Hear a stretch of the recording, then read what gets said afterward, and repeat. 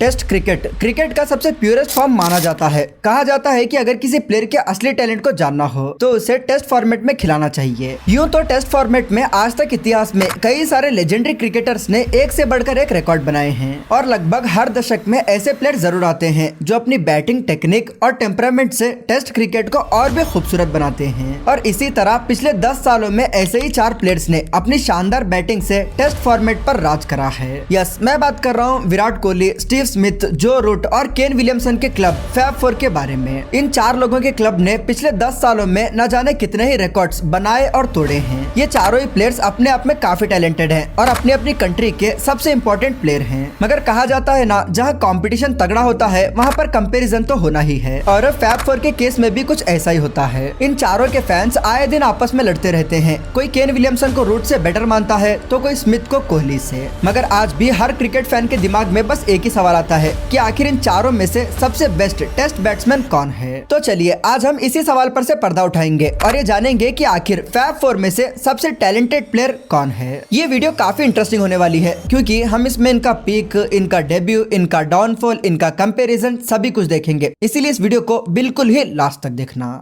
Before diving in this video हमें सबसे पहले ये जानना होगा कि आखिर फैब 4 टर्म आया कहाँ से, मतलब आखिर इस वर्ड को सबसे पहले किसने कहा था और ये वर्ड बना तो बना कैसे। तो देखिए, फैब 4 वर्ड का इस्तेमाल सबसे पहले 2014 में न्यूजीलैंड के फॉर्मर क्रिकेटर मार्टिन क्रो ने किया था। फैब का मतलब फैबुलस और 4 का मतलब है 4 लोग। मार्टिन क्रो के हिसाब से 4 ऐसे यंग टैलेंटेड प्लेयर्स हैं जो अगले 10 सालों तक वर्ल्ड क्रिकेट में राज करेंगे। इस क्लब में उनके 4 favourite players Virat Kohli, Kane Williamson, जो रूट और स्टीव स्मिथ थे। इन चारों को लिस्ट में इंक्लूड करने का रीजन बिल्कुल सिंपल था क्योंकि उस वक्त ये सभी खिलाड़ी अपनी अपनी टीम्स की तरफ से एक अपकमिंग सुपरस्टार थे। इन्होंने अपनी कंसिस्टेंसी, स्किल और अंडर प्रेशर बैटिंग करके मॉडर्न क्रिकेट को रीडिफाइन करा था। ऐसा नहीं था कि फैब 4 वर्ड दुनिया के लिए नया था, बल्कि इनसे पिछली जनरेशन में भी 4 ऐसे प्लेयर्स थे जिन्होंने अपनी बैटिंग टेक्निक से वर्ल्ड क्रिकेट को डोमिनेट करा था। लाइक 2000s के टाइम पर Sachin Tendulkar, Ricky Ponting, Jacques Kallis और ब्रियान लारा फैब 4 का एक अहम हिस्सा थे। इन सभी ने अपने टाइम पर अपने अपने देश के लिए अच्छा परफॉर्म करके उन्हें कई सारे मैचेस में जीत दिलाई थी।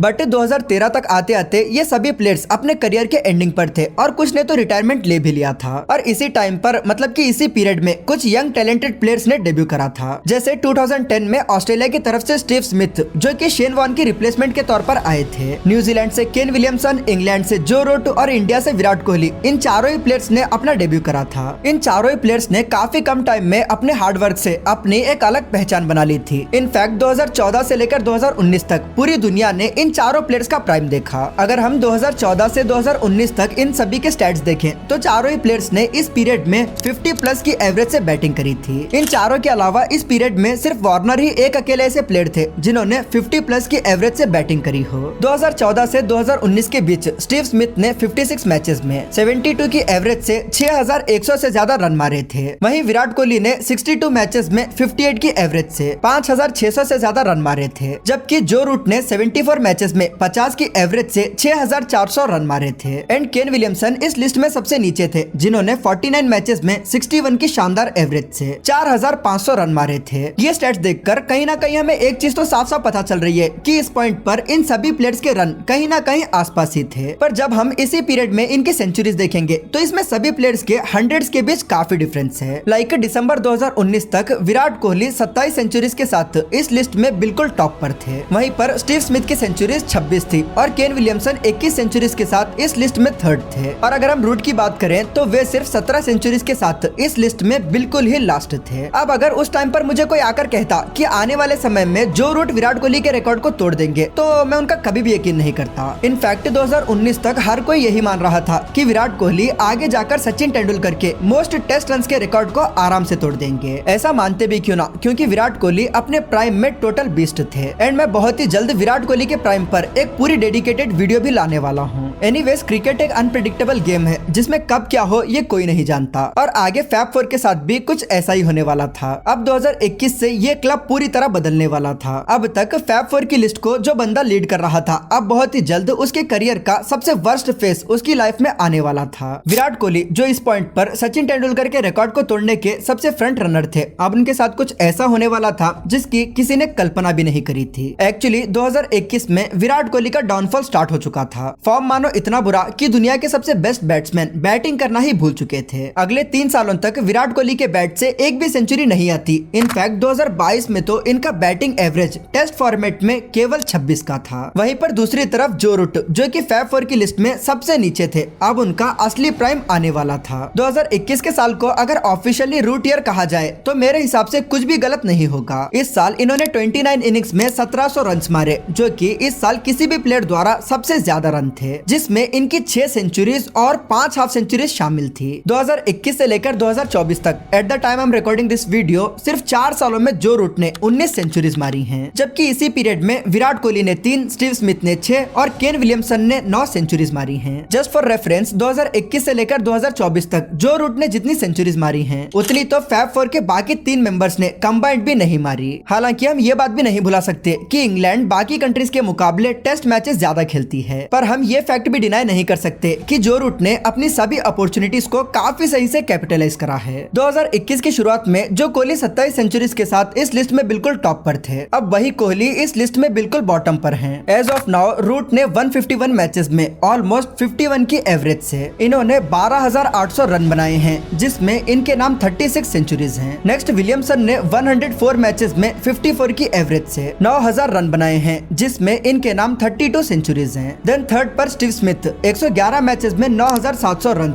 और वो भी 56 की अमेजिंग एवरेज से, जिसमें इनके नाम 32 सेंचुरीज हैं। एंड इस लिस्ट में सबसे नीचे विराट कोहली, जिन्होंने 120 मैचेस में 47 की एवरेज से 9,100 रन बनाए हैं। और सेंचुरीज के मामले में भी विराट कोहली के नाम केवल 30 सेंचुरीज हैं। बेसिकली इन स्टैट्स को देखने के बाद भले ही हमें जो रूट सबसे आगे दिखे, पर एक प्लेयर सबसे महान तब बनता है जब वो अवे मैचेस में अच्छा परफॉर्म करे, क्योंकि अपने घर पर तो सभी परफॉर्म करते हैं। तो चलिए अब हम इन चारों ही प्लेयर्स की अवे परफॉर्मेंस देखते हैं। सबसे पहले केन विलियमसन का अपने घर पर बैटिंग एवरेज 66 का है, जो कि वर्ल्ड क्रिकेट में सभी प्लेयर्स के बीच वन ऑफ द बेस्ट है। इन्होंने अपने घर पर 49 मैचेस में 4,700 रन मारे हैं, जिसमें 19 सेंचुरीज और 19 हाफ सेंचुरीज शामिल हैं। केन विलियमसन अपने घर पर टोटल डोमिनेंट है और ऑलमोस्ट हर मैच में ये न्यूजीलैंड को फ्रंट से लीड करते हैं। बट वहीं जब हम केन विलियमसन के अवे टेस्ट मैचेस में स्टैट्स देखें तो ये कहीं ना कहीं थोड़े से फीके पड़ जाते हैं। विलियमसन का अवे मैचेस में बैटिंग एवरेज 45.41 का है, जो कि घर पर जितना अच्छा तो नहीं बट ठीक ठाक है। वहीं पर विराट कोहली की बात करें तो इन्होंने भी इंडिया में काफी अच्छा परफॉर्म करा है। इन्होंने 50 मैचेस में 60 की अमेजिंग एवरेज से 4,000 से ज्यादा रन मारे हैं, जिसमें इनके नाम 14 शतक और 12 अर्धशतक हैं। लेकिन विराट कोहली का यही एवरेज अवे मैचेस में कम होकर 42 तक पहुंच जाता है। वहीं पर अगर हम स्मिथ की बात करें तो इन्होंने भी अपने होम पर काफी डोमिनेट करा है। He played 53 matches at home, जिसमें इन्होंने 62 की अनबिलीवेबल एवरेज से 4,700 रन मारे हैं। वहीं अवे मैचेस में इनका यही एवरेज बस थोड़ा सा घटकर 53 तक आ जाता है। तो क्लियरली स्मिथ जितने अच्छे होम में हैं, वे उतने ही अच्छे अवे में भी हैं। अब बात करते हैं जो रूट की। जो रूट भी बाकी 3 प्लेयर्स की तरह अपने घर पर काफी डोमिनेंट हैं। इन्होंने 77 मैचेस में 6,700 रन मारे हैं, जिसमें इनका बैटिंग एवरेज 55 का है। एंड इनके नाम 21 सेंचुरीज और 32 हाफ सेंचुरीज हैं, जो कि सुनने में ही कितना ज्यादा क्रेजी साउंड करता है। जबकि इनका अवे मैचेस में यही बैटिंग एवरेज बस थोड़ा सा घटकर 50 तक पहुंच जाता है। ओके, तो अभी तक हमने इन तीनों ही प्लेयर्स की होम और अवे परफॉर्मेंस देखी, जिसे देखने के बाद क्लियरली हमें इनकी एबिलिटी का पता चलता है। ये सारे स्टैट्स देखने के बाद हमें कहीं ना कहीं स्टीव स्मिथ होम हो या फिर अवे, दोनों में स्टैंड आउट करते दिखे। फैब 4 ने जिस तरह बैटिंग में डोमिनेट करा है, ठीक उसी तरह इन्होंने अपने अपने देश की कैप्टनसी भी करी है। So let's have a look at this players captaincy record.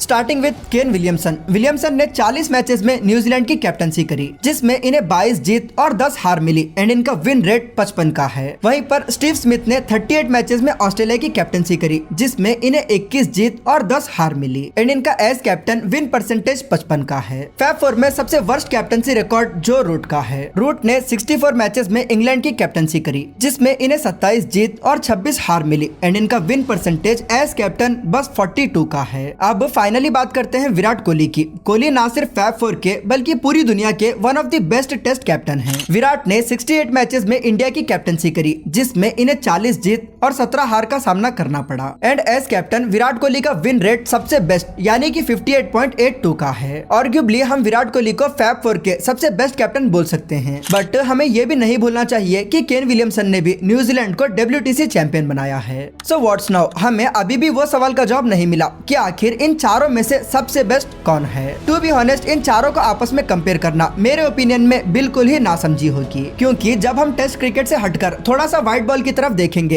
तो विराट कोहली बाकी प्लेयर्स से सबसे ज्यादा डोमिनेंट हैं। ओडीआईज में तो कोई भी विराट कोहली के नजदीक भी नहीं आ सकता एंड इवन इन टी20 Virat Kohli is the only player among fab four जिन्होंने कोई सेंचुरी मारी हो। Even in test until 2019 Virat Kohli इस फॉर्मेट के भी किंग हुआ करते थे, बट 2021 के बाद इनका जो डाउनफॉल आया उसने इनके पूरे एवरेज को बर्बाद कर दिया था। जबकि इसी पीरियड में जो रूट ने अपनी बैटिंग को इम्प्रूव करा और इनका अनमैचेबल प्राइम आया। इनका प्राइम कितना ज्यादा घातक था ये तो हमने पहले वीडियो में डिस्कस कर रखा है, बट इनके इसी प्राइम की वजह से आज के समय कई सारे लोग ये मान रहे हैं कि शायद से रूट ही वो प्लेयर हो सकते हैं जो कि आने वाले समय में सचिन तेंदुलकर के मोस्ट टेस्ट रन के रिकॉर्ड को तोड़ सकते हैं। अब ये इस रिकॉर्ड को तोड़ेंगे या फिर नहीं ये तो वक्त बताएगा, बट एट दिस पॉइंट इन्हें देखकर ऐसा लग तो रहा है। वहीं पर केन विलियमसन हमेशा से फैब फोर की लिस्ट में काफी ज्यादा अंडररेटेड रहे हैं, जो परफॉर्म तो करते हैं बट किसी की नजर में नहीं आते। एंड वहीं पर स्टीव स्मिथ जिन्होंने अपना career as leg break bowler start किया था, वो currently one of the best test batter हैं। स्मिथ को पर्सनली मैं फैब फोर की लिस्ट में स्पेशली इन टेस्ट बिल्कुल टॉप पर रखूंगा, क्योंकि इस फॉर्मेट में स्टीव स्मिथ सबसे टफ सिचुएशन में बैटिंग करते हैं और अपनी टीम को हमेशा से हेल्प करते हैं। और हमें ये चीज भी नहीं भूलनी चाहिए कि स्मिथ 1 साल तक क्रिकेट से बैन थे। अब इन चारों में से किसी एक प्लेयर को सबसे बेस्ट बताना ये बिल्कुल ही डिसरेस्पेक्ट होगी, इसीलिए मैं ये सवाल आप पर छोड़ता हूँ। चारों ही प्लेयर्स अपने अपने देश के लिए काफी ज्यादा इंपॉर्टेंट है और ये इन्होंने समय समय पर प्रूव भी करा है। अब मैंने तो आपको सारे स्टैट्स बता दिए, अब आप ही डिसाइड करो कि आखिर इन चारों में से सबसे बेस्ट टेस्ट बैटर कौन है। एंड हाँ, आप अपना ओपिनियन मुझे भी कमेंट करके जरूर बताना। अगर आईपीएल के सबसे बेस्ट बायर्स के बारे में जानना है तो लेफ्ट वाली वीडियो पर क्लिक करो, एंड अगर संजू सैमसन के रिडेम्पशन के बारे में जानना है तो राइट वाली वीडियो पर क्लिक करो। Until the next video, take care and thank you so much for watching this video.